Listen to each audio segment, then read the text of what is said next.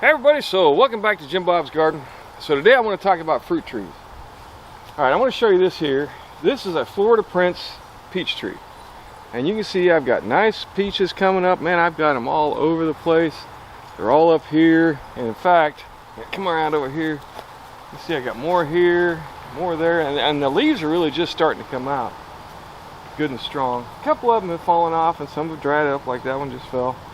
But you can see this branch here in particular, I had to rope it back because it was drifting over into the neighbor's yard and getting so heavy with fruit that it's draping onto his garden. So, but you can see I'm starting to get some nice fat peaches on here. And that's the Florida Prince. And one of the things I tell you about fruit trees is you want to get pollinators. You want, a different type of fruit tree of the same type of fruit, like a peach, several different peach varieties. Man, I can't talk today. You want several different kind of peach varieties so they'll cross-pollinate. Well, let me show you over here some of the problems with that.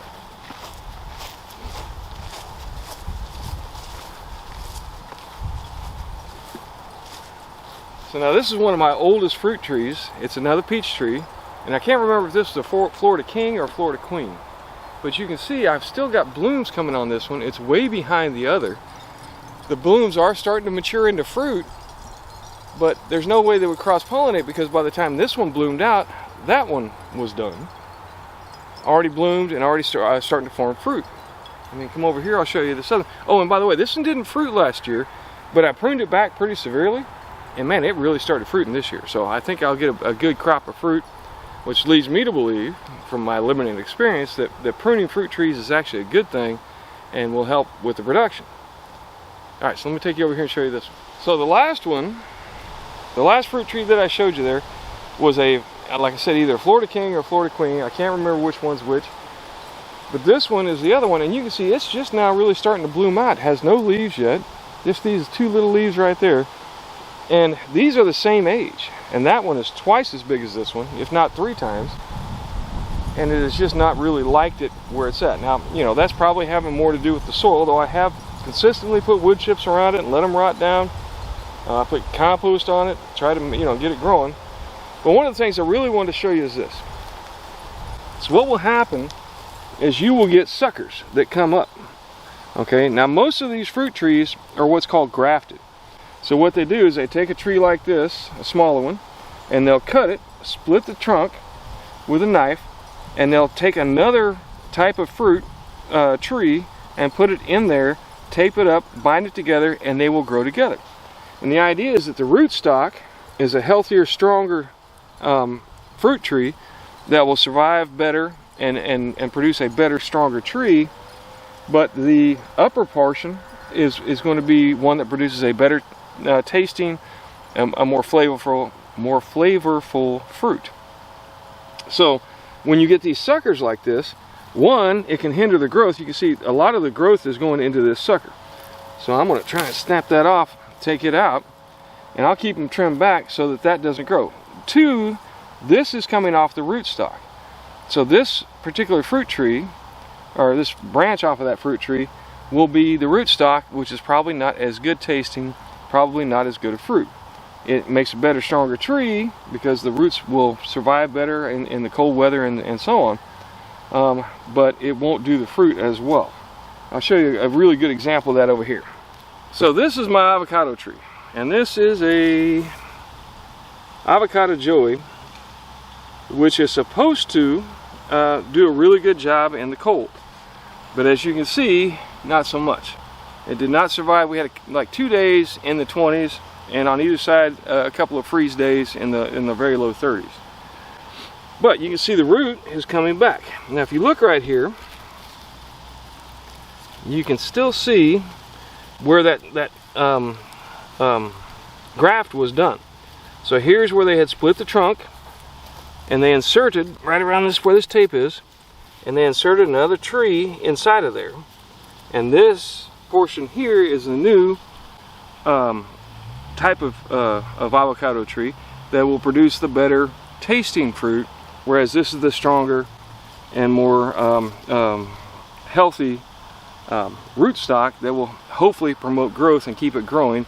This one was supposed to, like I said, survive down in the 20s, and that did not happen.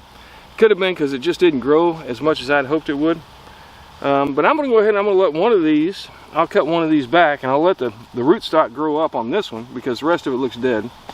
And we'll see. Maybe I'll get avocados off it, maybe I won't. Either way, I'll have a tree, and I can always cut it at some point and go ahead and go ahead and graft something else into it perhaps. We'll see how it works out. Either way, it'll be a nice tree to have right here. And I'm going to show you one more thing on the fruit trees. Alright, so now on this tree, it's a little bit different. Alright, so this one here is a fruit tree that I grew from a cutting. Alright, this is actually a lemon tree. And you can see it's got some pretty heavy thorns, so I'll mess with cutting it back a little bit later. It's also got the suckers coming up, but it's starting to get new growth along the stems. But I know that this one doesn't have a rootstock, so it's not a grafted tree. So I'm not worried about it coming up from down below, because I know that it's just the same kind of tree. It's actually a Meyer lemon tree, because I took it from one of my big lemon tree over there, and I actually made 2 of them, both of which are starting to come back now, despite the fact that everything froze really hard. I'll have to cut all this dead stuff off, and then it'll, hopefully continue its growth pattern. I'll get it to where it's kind of shaped up and formed like I want it to be. So what I'm getting at, a lot of people will tell you anytime you have sucker growth coming off the lower portion of your tree, you want to cut that off. That's not necessarily true, okay? It all depends on the type of fruit tree you have, and if it's a grafted tree, yes, you're going to want to cut those suckers back like the one I pulled off of that peach tree, because that's from the rootstock, and it's not necessarily going to provide the same kind of fruit that you think you'll get from that tree. It might be like oranges. They typically use a sour orange as a rootstock, and then a flavorful orange as the grafted tree that produces the fruit. All right, and you can look up grafting of trees and so on. That's not something I have done yet. At some point I might. We'll kind of see. A lot depends on what happens. I might do it with the avocados if I have the opportunity to do so. But you don't always need to cut back the suckers. A lot depends on the type of tree. Like this one here, I'm happy to let it grow, see how it comes out, because I know that this was not a grafted tree. If it's a grafted tree, like most of the ones you buy at the store, then you're probably going to want to cut all them suckers back, so you want that growth to go up into the upper tree and not down into the lower tree. And again, if you allow the suckers to grow primarily, what you will find, you probably will not get that flavorful, nice tasting fruit that you expect from your tree. Alright, so there you go. That's what to do about suckers when it comes to fruit trees. It depends. Cut them back if you know it's a grafted tree. If not, you can let it grow if you want. Other than the aesthetic thing where, do you really want multiple branches coming up from the ground? It's a little harder to mow around. It makes it more into a bush. Like, I'll show you one last tree. So if you look down in here, this is a good example. This is another lemon tree where I got the pieces to make the other 2. And I've just let it go crazy because it's in a spot where I don't really care. Makes it into like more of a bush than a tree. Man, I'm going to tell you what, I got like 75 lemons off this tree though last year. Doesn't seem to affect the growth, but if I was having to mow around it, this would be a huge pain. I'd have to cut some stuff back and get it set to where I could get to it a little easier and not have the problem. I will cut back, like I'm going to cut this off probably about here, mostly because when it gets fruit on it, it starts to drape down and I got to duck under it when I go to mow. So that's how you go about looking for suckers and deciding whether or not you want to cut them. It really kind of depends, and it really helps if you know what kind of trees you have. If you're not sure, I would go ahead and cut them out and let that growth and that sap movement go up into the tree that you really want to grow and to produce your fruit. All right, that's what I got about fruit trees, and you get a chance to see some of my good fruit trees here. We have a ton of them, and I'm trying to get some more. Fruit trees are great because they produce fruit without any input. Basically, I have done nothing to this but throw down wood chips, let them rot down, and then I'll come through and I'll mulch up and chop and drop all kind of different materials in here so that it'll continue to rot down and promote growth in the soil.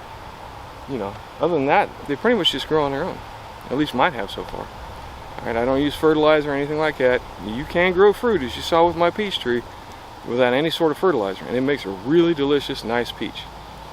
Alright, that's what I got for today. Thanks once again for stopping by. I do really appreciate it. Do me a favor, give me a like and a subscribe if you like what you see. Don't forget about our t-shirts. We do have t-shirts for sale at the Etsy shop. I'll put the link in the bottom of the video. Other than that, grow something. Fruit trees are a great thing to grow in your yard because, like I said, it really very little maintenance, a little bit of cutting here and there in the wintertime, and maybe some trimming as things get in your way. But other than that, it's a really simple thing, and it produces fruit, you know, for you. And if you get it planned out like I do, hopefully at some point in the near future, I will have some sort of fresh fruit all year round. All right, thanks again. Y'all take care. Come back and see me, and like I said, grow something.